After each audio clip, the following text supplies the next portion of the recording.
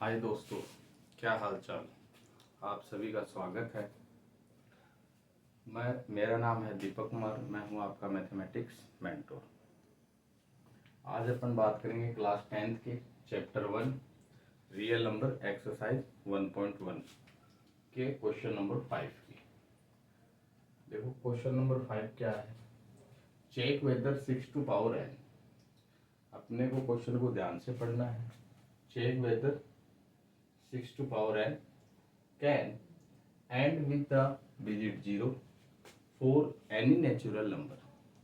यानी क्वेश्चन का कहने का मतलब है कि 6 की पावर जो n है और n एक क्या है, नेचुरल नंबर है। तो नेचुरल नंबर यदि आप 6 की पावर n में कोई भी लगाओ तो क्या ये 0 से एंड होगा? इस चीज को अपने को चेक करना है।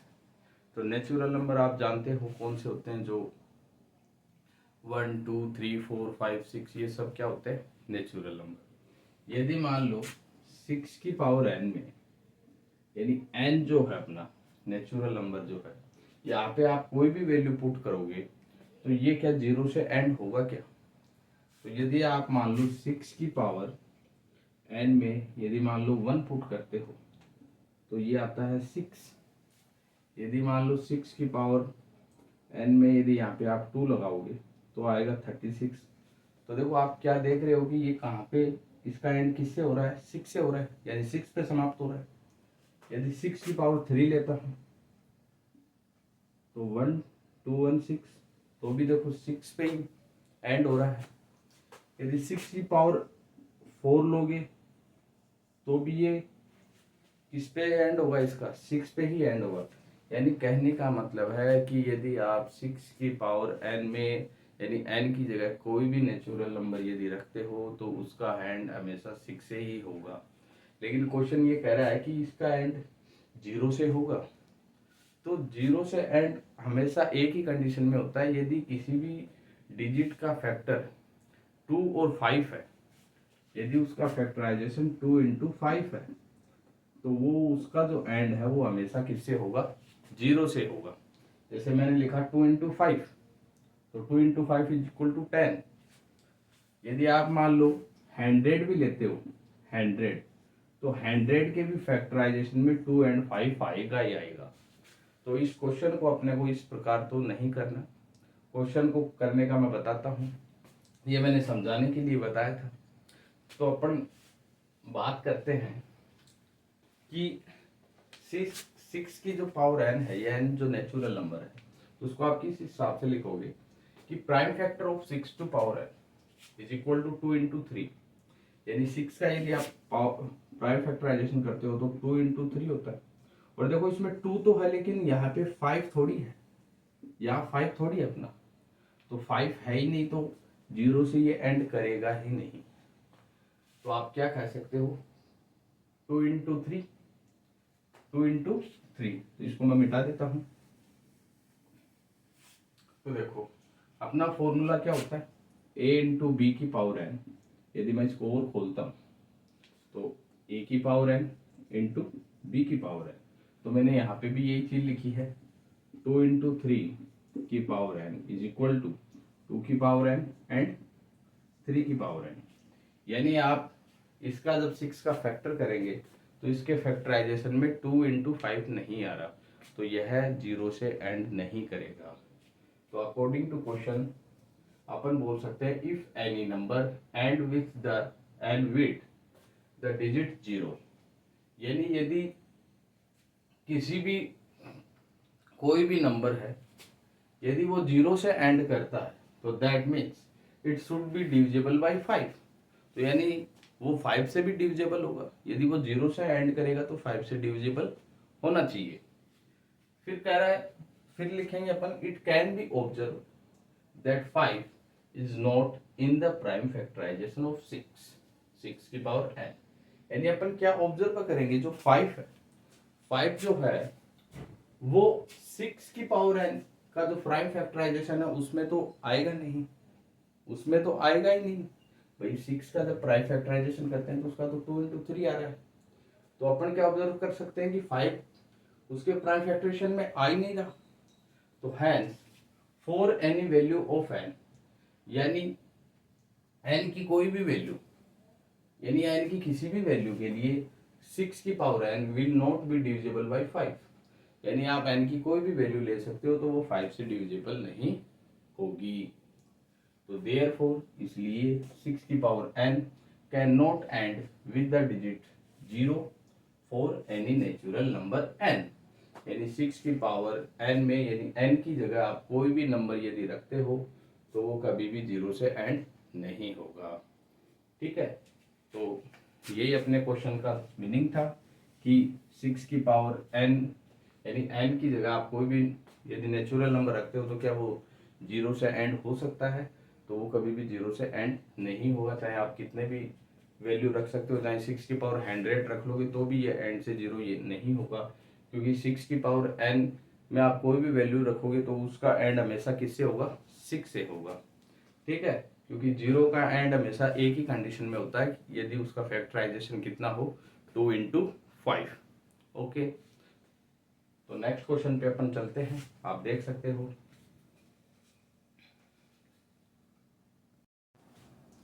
नेक्स्ट क्वेश्चन की बात करते हैं, क्वेश्चन नंबर 6।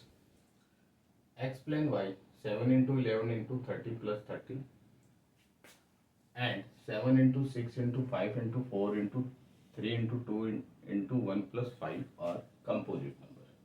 अपने को क्या बताना है कि ये एक कंपोजिट नंबर है। तो देखो कंपोजिट नंबर कौन से होते हैं, कंपोजिट नंबर वो होते हैं जिसके 2 से ज़्यादा फैक्टर हो, यानी मोर देन 2 फैक्टर। इसका सॉल्यूशन करें तो अपन क्या कैसे करेंगे, composite number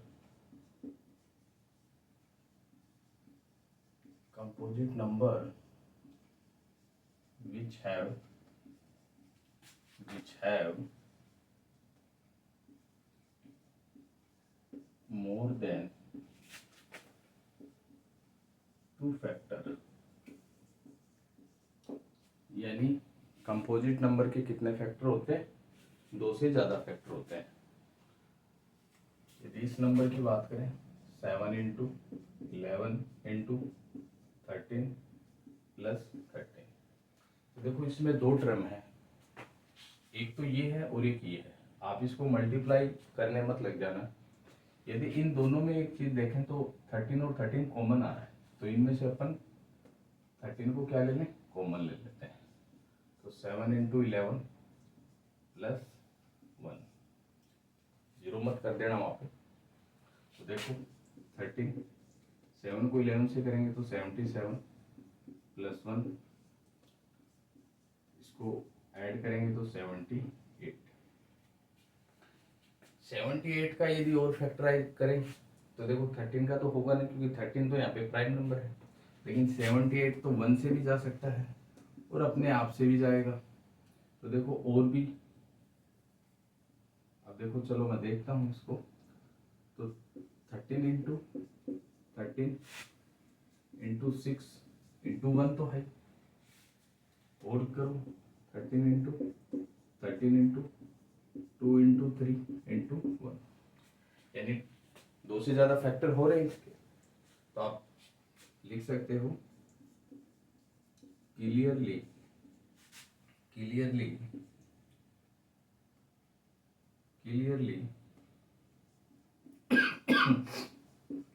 7 into 11 into 13 plus 13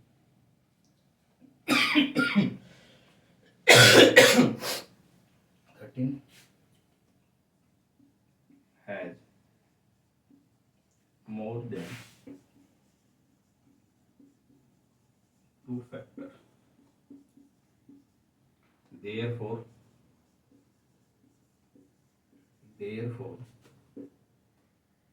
7 into 11 into 13 plus 13 is a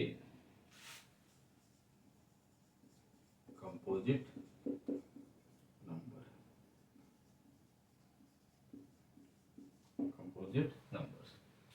यानी आप बोल सकते हो कि इसके 2 से ज़्यादा फैक्टर हैं, तो यह है एक क्या है, कंपोजिट नंबर है। इस वाली टर्म की बात करें 7 into 6 into 5 into 4 into 3 into 2 into 1 plus 5।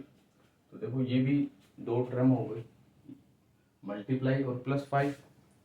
तो इसमें भी देखो 5 तो कॉमन आ ही रहा है, तो 5 को यदि कॉमन लूँ मैं तो 7 into 6 into 4 3 into 2 into 1 plus 1। अब इन संख्याओं का यदि मल्टीप्लाई करें तो देखो 7 इंटू 6 कितना हो गया 42, 4 3 जा 12 और 12 को 2 से करेंगे तो 24। इसको मल्टीप्लाई करके देख लेते हैं।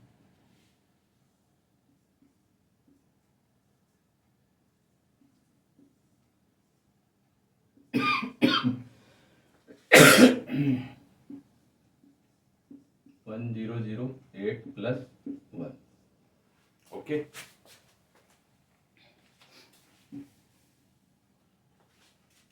तो 5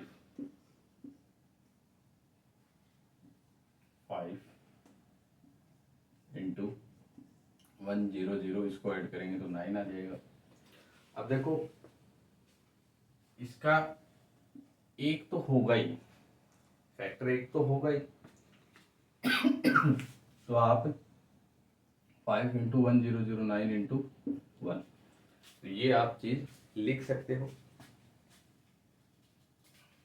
बट यहाँ एक चीज आप लिख सकते हो कि 1009 कैन नोट बी फैक्टराइज्ड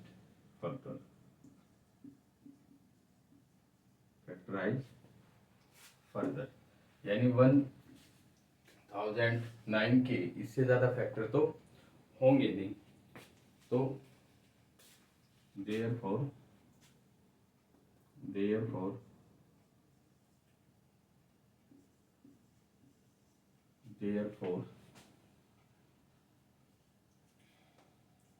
इसलिए 7 into 6 into 5 into 4 into 3 into 2 into 1 plus 5 has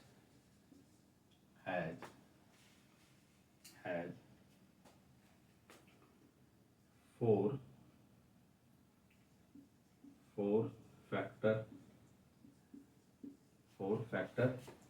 at least।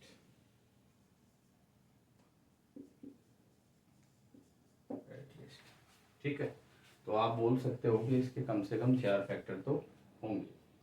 तो hence it is a composite number.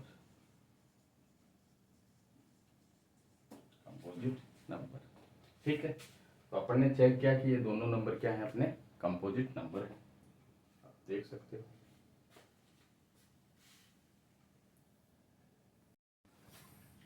Next question की बात करते हैं, क्वेश्चन नंबर 7, इस एक्सरसाइज का लास्ट क्वेश्चन। देखो वर्ड प्रॉब्लम से रिलेटेड क्वेश्चन है, तो अपने को ध्यान से पढ़ना पड़ेगा। There is a circular path around a sports field. तो इसका सॉल्यूशन करें तो देखो एक स्पोर्ट्स फील्ड में सर्कुलर पाथ की बात कर रहा है। Sonia take 18 minutes to drive 1 round of the field. Sonia है तो वो एक राउंड मतलब एक कंप्लीट राउंड लगाने में कितना टाइम लेती है, 18 मिनट। सोनिया कितना टाइम लेती है, 18 मिनट।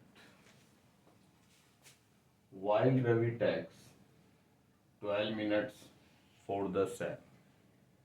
यानी एक रवि नाम का भी लड़का है, वो 1 राउंड लेने में कितना टाइम लेता है, 12 minutes.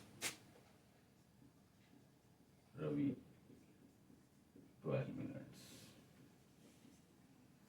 Suppose they both start at the same point, यानी दोनों सेम पॉइंट से स्टार्ट करते हैं and at the same time, और सेम ही टाइम पर यानी एक ही समय पे, and go in the same direction, और एक ही डायरेक्शन में, यानी एक ही डायरेक्शन में दोनों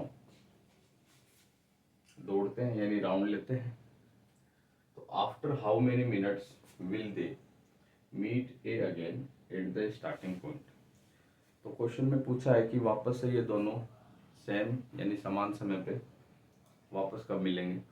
तो देखो इस टाइप के जो क्वेश्चन होते हैं उनका आंसर अपन चेक करते हैं कि आंसर इन दोनों से बड़ा आएगा या छोटा आएगा। यदि मान लो आंसर इसका है छोटा, यानी मान लो 10 मिनट्स आए,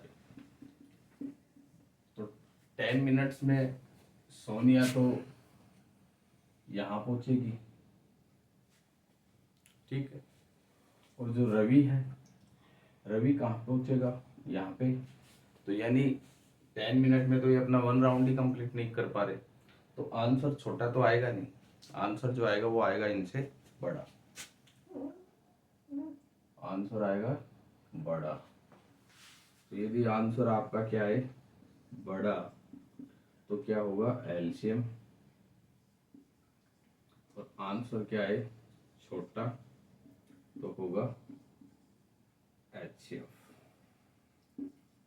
ठीक है, आंसर यदि बड़ा आएगा तो एलसीएम, छोटा आएगा तो एचसीएफ। अपने को मालूम है कि आंसर दोनों से क्या आएगा, बड़ा आएगा। तो इनका एलसीएम निकालता हूं। तो एलसीएम ऑफ 18 एंड 12, तो 18 का प्राइम फैक्टराइजेशन करेंगे 2 9 3 3 3 1। तो 18 का प्राइम फैक्टराइजेशन आया 2 की पावर 1 इंटू 3 की पावर 2। 12 का प्राइम फैक्टराइजेशन करो 2 6 2 3 1। 12 का प्राइम फैक्टराइजेशन करेंगे तो 2 की पावर 2 इंटू 3 की पावर 1। तो आपको मैंने पहले भी वीडियो में बताया था कि किसी भी यदि आप फैक्टर के एलसीएम लेते हैं तो उनकी हाईएस्ट पावर देखते हैं, और यदि एचसीएफ लेंगे तो लिस्ट पावर। तो इन दोनों की जो समान डिजिट है 2 और 2, तो इसकी हाईएस्ट पावर होगी 2 की पावर 2, इसकी हाईएस्ट पावर होगी 3 की पावर 2। 2 2 जा 4 इंटू 3 3 जा 9। तो अपने पास जो आंसर आया वो आया 36। अब देखो यहाँ पे मिनट्स में बात कर रहे हैं, तो यहाँ भी अपन क्या लिखेंगे, मिनट। ठीक है, तो इसको आप कंप्लीट कैसे करोगे, therefore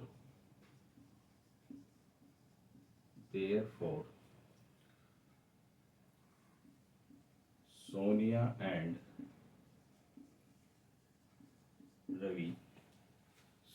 and Ravi will meet together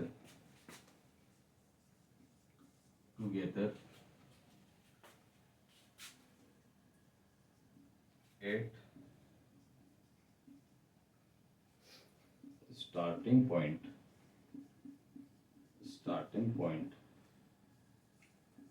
after 36 minutes। 36 minute, यानी ये दोनों वापस से सेम पॉइंट पे कितने मिनट के बाद मिलेंगे, 36 मिनट के बाद। तो यहाँ पे एक चीज आपने देखी होगी, जो सोनिया है, सोनिया को सेम टाइम पे पहुंचने के लिए कितने राउंड लगाने पड़े। तो देखो 18 एक राउंड, सेकंड राउंड 18 यानी 2 राउंड। तो सोनिया को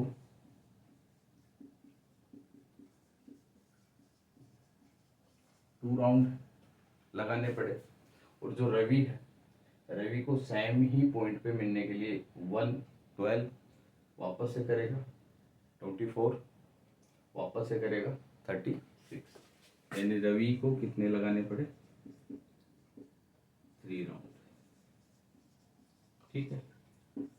पहली राउंड की बात यदि मैं करूं तो सोनिया 2 चक्कर लगाएगी और रवि 3 चक्कर लगाएगा, यानी दोनों को वापस सेम टाइम सेम पोजीशन यानी इसी पॉइंट पे मिलने का जो टाइम है इनका वो 36 मिनट के बाद में दोनों सेम पॉइंट पे मिल जाएंगे। तो ये अपना को क्वेश्चन कंप्लीट हुआ।